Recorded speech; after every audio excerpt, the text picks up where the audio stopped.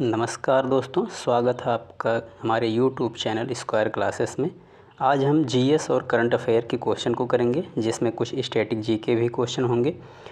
और आप लोग हमारे चैनल को लाइक कीजिए, सब्सक्राइब कीजिए और अपने दोस्तों को ज़्यादा से ज़्यादा शेयर कीजिए और बेल आइकन को ऑन कर लीजिए ताकि हमारे क्लास की नोटिफिकेशन आपको मिलती रहे। तो चलिए स्टार्ट करते हैं। लेते हैं क्वेश्चन पहला क्वेश्चन हमारा कि कानपुर स्थित कृषि विश्वविद्यालय का नाम निम्न में से किस स्वतंत्रता सेनानी के नाम पर रखा गया है? चंद्रशेखर आज़ाद, महात्मा गांधी, लाल बहादुर शास्त्री, मंगल पांडे। हमारे पास 4 ऑप्शन हैं। इसमें से बताना है कि जो कानपुर स्थित कृषि विश्वविद्यालय है उसका जो नाम बदल कर रखा गया है किस स्वतंत्रता सेनानी के नाम पर रखा गया है। तो अगर हम बात करें महात्मा गांधी की, लाल बहादुर शास्त्री, मंगल पांडे और चंद्रशेखर आज़ाद, तो ये सभी स्वतंत्रता सेनानी हैं, मतलब स्वतंत्रता आंदोलन में सभी लोगों ने भाग लिया। और इसमें जो आपका आंसर है वो है ए ऑप्शन, चंद्रशेखर आज़ाद। जो कानपुर कृषि विश्वविद्यालय का नाम रखा गया है वो रखा गया है चंद्रशेखर आज़ाद के नाम पर। चलिए नेक्स्ट क्वेश्चन पर चलते हैं और लेते हैं अगला प्रश्न। अगला प्रश्न हमारा है कि खबरों में रहा अशफाक उल्ला खां चिड़ियाघर कहाँ है? अशफाक उल्ला खां चिड़ियाघर बताना है कि कहाँ है। लखनऊ में है, क्या गोरखपुर में है, या कानपुर में है, या प्रयागराज में है? तो आंसर कीजिए आप सब भी। अगर हम लखनऊ की बात करें तो लखनऊ उत्तर प्रदेश की राजधानी है। और अशफाक उल्ला खां जो हैं यह एक स्वतंत्रता सेनानी थे। इन्होंने स्वतंत्रता संग्राम में भाग लिया था। अगर हम गोरखपुर की बात करें तो गोरखपुर को टेराकोटा का जीआई टैग दिया गया है। और जो आपका अशफाक उल्ला चिड़ियाघर है यह भी आपका है गोरखपुर में। तो ऑप्शन बी आपका सही आंसर है। चलिए अगले क्वेश्चन पर चलते हैं। और अगला क्वेश्चन है हमारा कि प्रधानमंत्री नरेंद्र मोदी ने किस देश से 8 अफ्रीकी चीतों को भारत के कूनो राष्ट्रीय उद्यान में छोड़ा है? अब अगर हम बात करें कूनो राष्ट्रीय उद्यान की, तो कूनो राष्ट्रीय उद्यान आपका है मध्य प्रदेश में, यानी एमपी में है, मध्य प्रदेश में है। और यह जो मध्य प्रदेश में कूनो राष्ट्रीय उद्यान है इसमें जो 8 चीते लाए गए हैं प्रधानमंत्री के द्वारा, उसको बताना है कि कहाँ पर, मतलब किस देश से लाए गए हैं। रखा तो गया कूनो राष्ट्रीय उद्यान में, लेकिन लाया कहाँ से गया है? तो अफ्रीका से लाया गया है। अब इसमें ऑप्शन दिया गया है कि किस देश से अफ्रीका के, तो क्या नाइजीरिया से, या तंजानिया से, या लीबिया से, या नामीबिया से? तो जो अफ्रीका से चीते लाए गए हैं वो लाए गए हैं आपके नामीबिया से। और आगे भी कुछ और चीते लाए जाएंगे जिससे भारत में चीतों की संख्या में बढ़ोतरी होगी, क्योंकि भारत में चीतों की संख्या लगभग ख़त्म हो चुकी थी। तो चीतों की संख्या को बढ़ाने के लिए हम लोग नामीबिया से चीते मंगाए हैं। अगले प्रश्न पर चलते हैं। और अगला प्रश्न हमारा, देवघर अंतर्राष्ट्रीय हवाई अड्डा का उद्घाटन कहाँ किया गया? जो देवघर अंतर्राष्ट्रीय हवाई अड्डा है उसका उद्घाटन कहाँ किया गया यह बताना है। तो क्या बिहार में उद्घाटन हुआ, या उत्तराखंड में हुआ, या उड़ीसा में हुआ, या झारखंड में हुआ? तो अगर हम देवघर की बात करें, देवघर जो है इसका जो देवघर अंतर्राष्ट्रीय हवाई अड्डा है इसका उद्घाटन जो किया गया है वो किया गया है आपके झारखंड में। तो ऑप्शन डी आपका सही आंसर है। और झारखंड की बात करें तो झारखंड के इस वर्तमान सीएम है हेमंत सोरेन, और झारखंड की राजधानी है रांची। और वर्तमान में झारखंड में 24 ज़िले हैं। कितने ज़िले? 24 ज़िले हैं। चलिए अगले प्रश्न पर चलते हैं। और अगला प्रश्न हमारा कि बृहदेश्वर मंदिर कहाँ स्थित है? बताना है कि जो बृहदेश्वर मंदिर है यह कहाँ पर स्थित है। तो बृहदेश्वर मंदिर की बात करें, क्या यह कांची में है, या मदुरै में है, या श्रीशैलम में है, या तंजौर में है? तो बृहदेश्वर मंदिर जो है वो आपका बताना है कहाँ है। बृहदेश्वर मंदिर वहाँ पर है जहाँ के सीएम हैं एमके स्टालिन, जिनकी जीवनी है उंगलिल ओरुवन। तो यह जो मंदिर है वो आपका तंजौर में, और ऑप्शन डी आपका सही है। और तंजौर आपका पड़ता है तमिलनाडु में। कहाँ है? तमिलनाडु में पड़ता है। तो चलिए अगले प्रश्न पर चलते हैं। और अगला प्रश्न है हमारा कि निम्नलिखित में से किस अंग को सभी ट्रेडों का जैक कहा जाता है? ट्रेडों का जैक कहा जाता है। क्या त्वचा को कहते हैं, या गुर्दा को कहते हैं, या अग्नाशय को कहते हैं, या फेफड़े को कहते हैं। तो बताना है। अगर हम गुर्दा की बात करें तो गुर्दा रक्त का शोधन करता है। अगर हम अग्नाशय की बात करें तो अग्नाशय एक मिश्रित ग्रंथि है। वहीं फेफड़ा आपके श्वसन में अपनी अहम भूमिका निभाता है। और अगर हम त्वचा की बात करें तो त्वचा जो है इसे सभी ट्रेडों का जैक कहा जाता है, यानी त्वचा सभी अंगों को आपके बांधे हुए है। तो ऑप्शन ए आपका सही आंसर है। चलिए अगले प्रश्न पर चलते हैं। और अगला प्रश्न है हमारा, भारत की जनगणना 2011 के अनुसार न्यूनतम जनसंख्या घनत्व वाला राज्य कौन सा है, यानी कौन सा ऐसा राज्य है जिसमें जनसंख्या घनत्व सबसे कम है। क्या बिहार में है, या उत्तर प्रदेश है, या अरुणाचल प्रदेश है, या हरियाणा है। अगर बिहार की बात करें तो बिहार साक्षरता में सबसे कम है। अगर उत्तर प्रदेश की बात करें, उत्तर प्रदेश जनसंख्या में सबसे ज़्यादा है। अरुणाचल प्रदेश की बात करें तो अरुणाचल प्रदेश में जनसंख्या घनत्व सबसे कम है, 17 व्यक्ति प्रति वर्ग किलोमीटर है।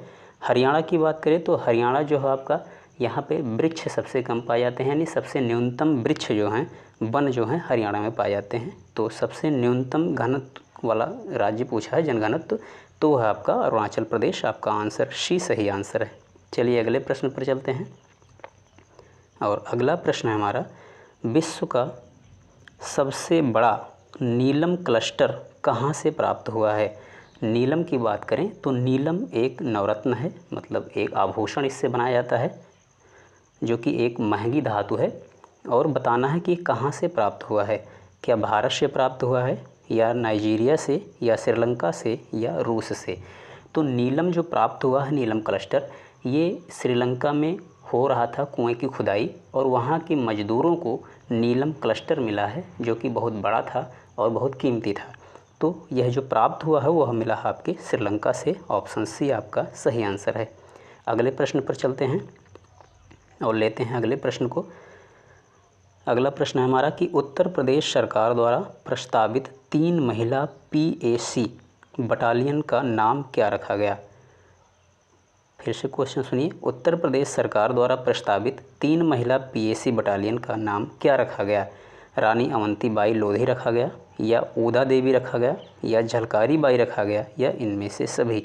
तो उत्तर प्रदेश सरकार ने जो महिला बटालियन PAC का नाम रखा है वह रानी अवंतीबाई भी रखा है, ऊदा देवी भी रखा है, और झलकारी बाई भी रखा है। तो इसमें ऑप्शन डी आपका सही आंसर है, इनमें से सभी। चलिए अगले प्रश्न पर चलते हैं।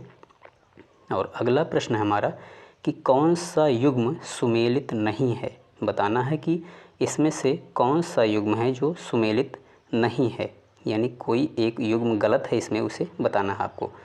क्या छपेली हिमाचल प्रदेश, चरकुला उत्तर प्रदेश, भवाई गुजरात, या पाइका झारखंड। छपेली हिमाचल प्रदेश का है, यह एकदम सत्य है।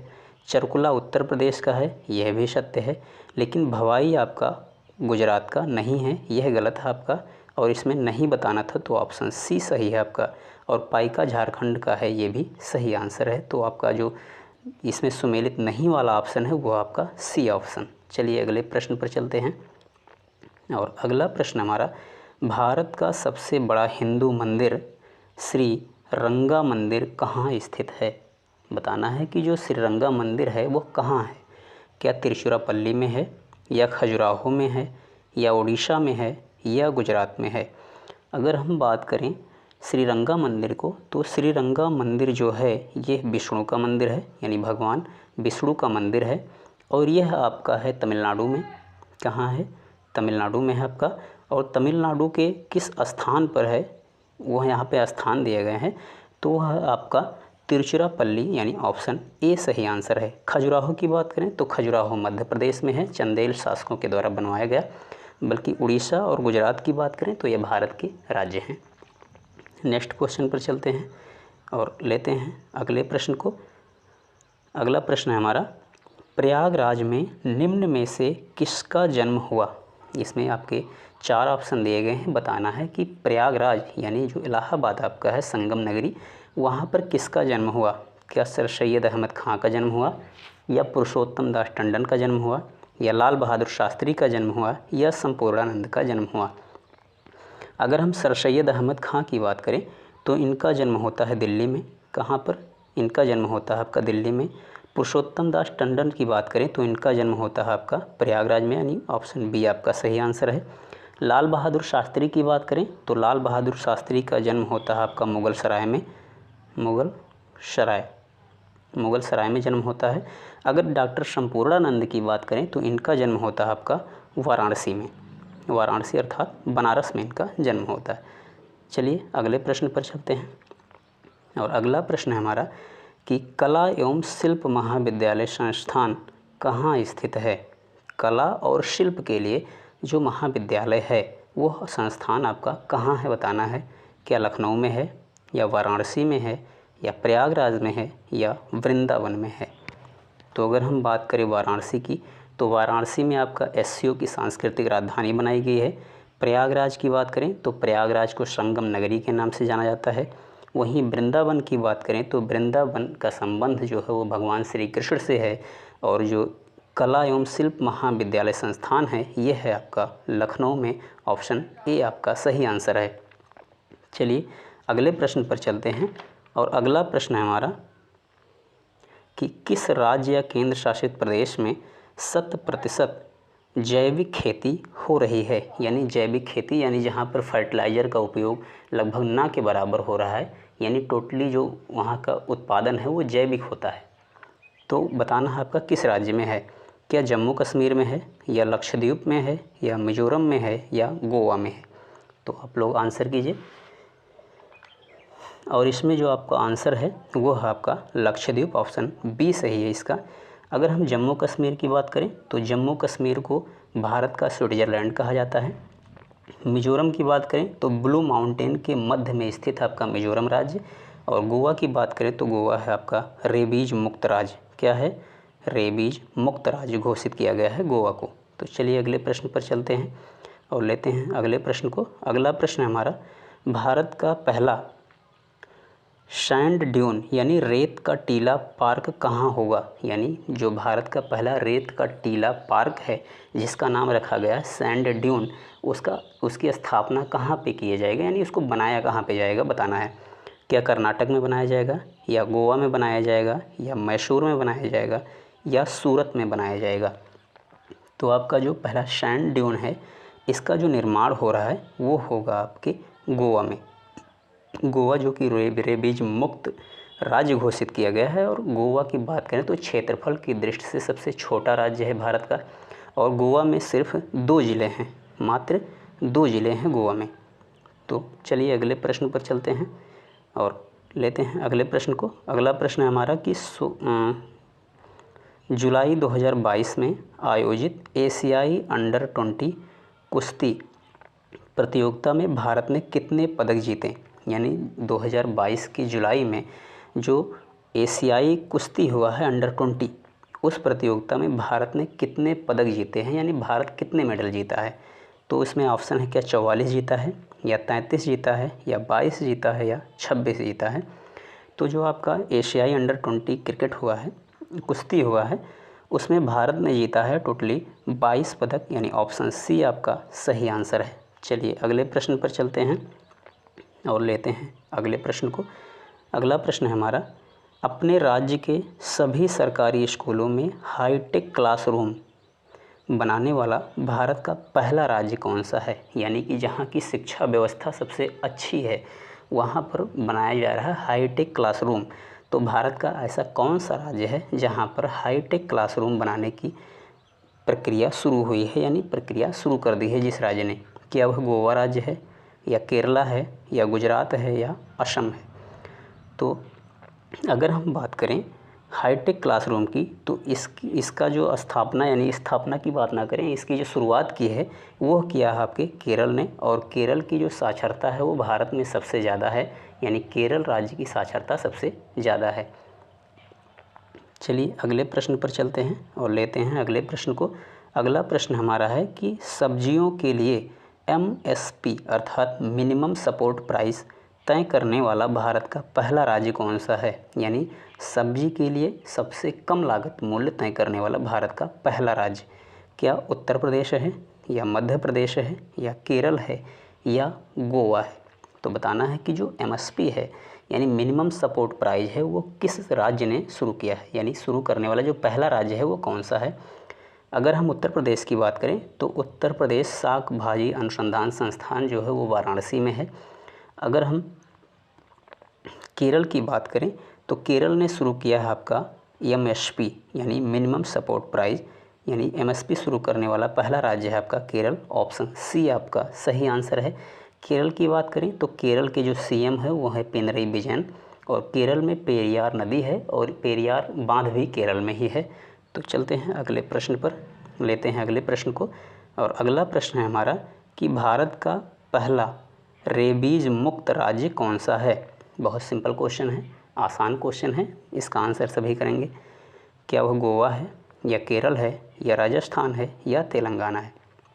तो भारत में जो रेबीज मुक्त राज्य पहला बना है वो बना है आपका गोवा।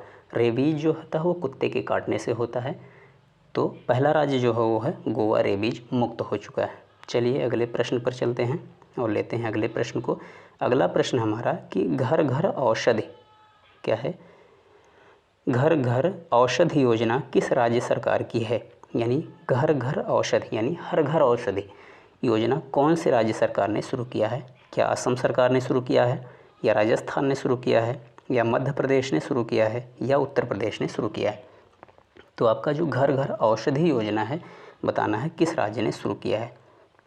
तो घर घर औषधि यानी हर घर में कुछ ना कुछ दवाओं के रूप में औषधि का उत्पादन किया जाए, और इसको शुरू करने वाला जो राज्य है वो है आपका राजस्थान। यानी राजस्थान राज्य सरकार ने हर मतलब घर घर औषधि योजना को शुरू किया है। चलिए अगले प्रश्न पर चलते हैं और लेते हैं अगले प्रश्न को। अगला प्रश्न है हमारा कि इनमें से कौन सुमेलित नहीं है। आपको राज्य और उसकी राजधानी दिया गया है, बताना है कि इसमें से कौन सुमेलित नहीं है। क्या झारखंड की राजधानी रांची है। बिल्कुल सही आंसर है, झारखंड की राजधानी रांची है। तेलंगाना हैदराबाद, तेलंगाना की राजधानी हैदराबाद है, तो ये भी सही है, तेलंगाना की आपकी राजधानी हैदराबाद है। आगे है आपका हिमाचल प्रदेश की राजधानी शिमला है क्या, तो ये भी आपका सही है क्योंकि हिमाचल प्रदेश की राजधानी शिमला है। मणिपुर कोहिमा, यहाँ पे आपका डी आंसर गलत आंसर है, और यही आपको चुनना था कि सुमेलित नहीं है, क्योंकि मणिपुर की जो राजधानी है वो है मतलब कोहिमा नहीं है, मणिपुर की राजधानी है इम्फाल। इम्फाल राजधानी है मणिपुर की, तो आपका ऑप्शन डी गलत आंसर है। चलिए अगले प्रश्न पर चलते हैं और लेते हैं अगले प्रश्न को। अगला प्रश्न है हमारा कि 20वां एशियाई खेल यानी 20 नंबर का एशियाई खेल जो है वो होगा 2026 में, उसका आयोजन कहाँ होगा। तो 20वां जो एशियाई खेल है 2026 में होगा, बताना है इसका आयोजन होगा कहाँ पे। क्या नागोया जापान में होगा या दोहा कतर में होगा या रियाद सऊदी अरब में होगा या नई दिल्ली भारत में होगा। 20वां एशियाई खेल तो होगा 2026 में। इसके पहले अगर हम 19वां एशियाई खेल की बात करें तो 19वां जो एशियाई खेल हुआ है ये हुआ है 2022 में, और जो हुआ है 2022 में वो हुआ आपका चीन यानी चाइना में हुआ है। इसका होस्ट जो है वो चाइना था। और अगर हम एशियाई खेल की बात करें तो एशियाई खेल 1951 में शुरू हुए थे, और सबसे पहले हुआ था आपकी नई दिल्ली में आपका हुआ था। और जो 2026 का 20वें नंबर का एशियाई खेल होगा वो होगा आपका नागोया जापान में। ऑप्शन ए आपका सही आंसर है। चलिए अगले प्रश्न पर चलते हैं, लेते हैं अगले प्रश्न को। और अगला प्रश्न है हमारा कि भारत की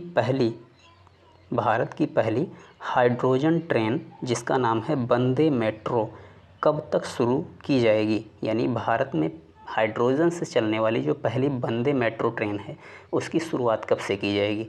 दिसंबर 2025 से क्या इसकी शुरुआत होगी, या दिसंबर 2023 से इसकी शुरुआत होगी, या दिसंबर 2024 से इसकी शुरुआत होगी, या दिसंबर 2027 से इसकी शुरुआत होगी। तो वंदे मेट्रो जो है इसका जो संचालन हो रहा है वो मेट्रो के द्वारा किया जा रहा है, भारत मेट्रो के द्वारा।